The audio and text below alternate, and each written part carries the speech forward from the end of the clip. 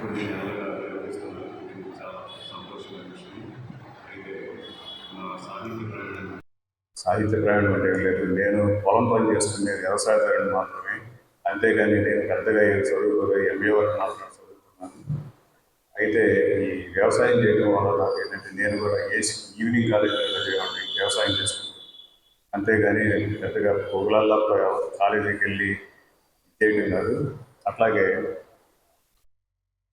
సాహిత్యంలోకి ఎలా వచ్చాను అని అంటే ఈ ఆదివారం నేను అనుబంధం పత్రికలు వచ్చాయి కదా, అనుబంధం పత్రికల్లో పాపినేని శివశంకర్ గారు, తర్వాత ప్రముఖ కవులు కవిత్వం వచ్చేది.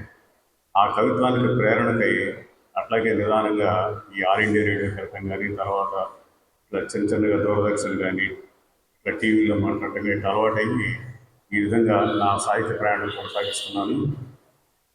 అయితే ఒక రోజు నేను ఏసీ కాలేజ్ ఈవినింగ్ కాలేజ్ రాత్రి 9 గంటలకి రైల్లో ప్రయాణం చేసేటప్పుడు నా ముందు ఒక పంచను తెల్ల సొక్క వేసుకునే వ్యక్తి ఉన్నారు. ఆయన ఎవరో నాకు తెలియదు వాస్తవంగా. పరిచయం చేసుకుని సార్ మీరు ఎక్కడ దాకా అని అడిగితే నేను ఇక్కడికి గుడికి వెళ్తున్నానయ్యా అని అన్నారు. ఆయన ఎవరో గారు కరుణశ్రీ జంధ్యాల పాపేశ్వరి గారు. ఒకసారి నమస్కారం చేసి అయ్యా మీ పేరులో నేను ఒక కొమ్మును కూడా కాదు సార్, నేను మీలాంటి వాళ్ళని ఆశయంగా తీసుకోగలిగితే నేను కూడా కొంచెం మీ స్థాయికి కాకపోయినా కొంచెం ఏదన్నా 4 అక్షరాలు నేర్చుకోగలనంటే ఆయన ఒకసారి ఆయనతో ఆటోగ్రాఫ్ తీసుకున్నాను. ఆటోగ్రాఫ్లో ఆయన ఏం రాశారంటే సత్యం శివం సుందరం మానవులం మనమందరం అనే ఒక కొటేషన్ రాశారు. కానీ ఇదిగో ఆయన రాసిన సందేశం కూడా ఇవాళ కూడా నా దగ్గర ఉంది.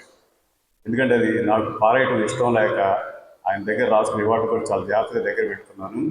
అట్లాగే వ్యవసాయం చేసే రోజుల్లో కూడా నాకు ఆల్ ఇండియా రేడియో వాళ్ళు కవిత్వం చదవమని చెప్పి యువవాణిని చదవమని చెప్పి ఉపన్యాసాలు ఇవ్వమని ఎన్నికని పిలిచేవాడు.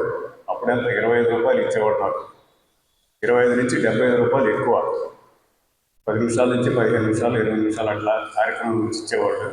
అసలు ఒక పల్లెటూరు వాడు నిజంగా రేడియోలో మాట్లాడు. ఆ రోజుల్లో రేడియో అంటే ఎక్కువ, రేడియో స్టేషన్ వాడు పిలవడం అంటే కూడా ఎక్కువ. అది అట్లాంటిది వెళ్ళి ఆ విధంగా నిదానంగా ఎట్లా నేను ఈ సాహిత్యంలో నేను నా స్థాయిని కొద్దిగా గొప్ప పెంచుకోగలిగాను. తర్వాత సోమపిల్ల వారి పరిచయంతో కూడా ఇంకా అది బాగా ఎక్కువైంది. వారి ప్రోత్సాహంతోనే 2 పుస్తకాలు రాయగలిగాను.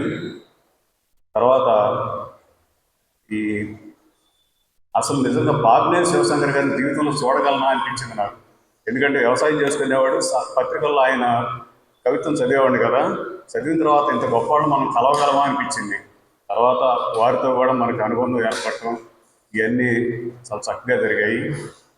కాకపోతే ఏంటంటే నేను పల్లెటూరు నుంచి వచ్చి ఈ విధంగా సాహిత్యంలో కొద్దో గొప్ప ఒక స్థానాన్ని, మరి గొప్ప స్థానం కాకపోతే ఒక స్థానాన్ని సంపాదించుకున్నట్టు చాలా సంతోషంగా ఉంది. నా మొదటి పుస్తకం హరిత నానీల గురించి రాశాను నేను. తర్వాత ఈ నానీల్లో కూడా ప్రధానంగా నేను రాసింది ఏంటంటే కేవలం వ్యవసాయం గురించి ఎక్కువగా నన్ను, తర్వాత మనిషి బతికే జీవన విధానాల్లో సమస్యలు ఉంటే దాని గురించి ఎక్కువగా రాశాను.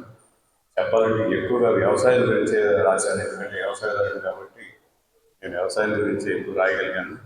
తర్వాత బతుకువర్ణం అనే ఒక కవిత్వం రాశాను. ఆ కవిత్వం కూడా మన మనిషి బ్రతికే విధానాన్ని గురించి తెలుసుకుని దాని గురించి రాయగలిగాను. తర్వాత ఈ నాణ్యులు కానీ తర్వాత కవిత్వాలు కానీ ప్రోత్సహించే వ్యక్తులు ముఖ్యంగా సోమపిల్లి సుబ్బయ్య గారిని చెప్పుకోవచ్చు. ఆయన ప్రోత్సాహం వల్ల ఈ 2 పుస్తకాలను రాయగలిగారని చెప్పుకుంటూ వెళ్తున్నాను. ఆ కవిత శీర్షిక విజయపేరి. ఇంత విలువే కాదు కన్నీటి కరిగిదు కష్టజీవికే తెలుసు, కండ కరిగిస్తేగా చెమట చుక్కలు పరిమళించేది, నిర్రించిన నేలకు తెలుసు నీటి చుక్క చల్లని స్పర్శ విలువ, కన్న పేరుకు తెలుసు బిడ్డ ఆకలి ఆరాటకు అలుగు, మోసానికి తెలుసు నిక్కచ్చి నిజం నిలకడ, అక్రమార్కులకు తెలుసు అలుపెరుగ నిజాయితీ నిబద్ధత, ఆకలి విలువ తెలుసు ఎంగిలి విస్తరి నేస్తాలకు ఆశాజీవికి తెలుసు, ఎగుడు దిగుడు బతుకుల పైన మరి స్వేచ్ఛ విలువ ఎవరికి వారి యమునా తీరే కాదు, ఒకరి స్వేచ్ఛ మరొకరి స్వేచ్ఛను మింగేయకూడదు, ఎవరికి వారే తానేమిటో తెలుసుకోగలిగితే చాలు, జనజీవనంలో విజయపేరి మోగుతుంది. ధన్యవాదాలు.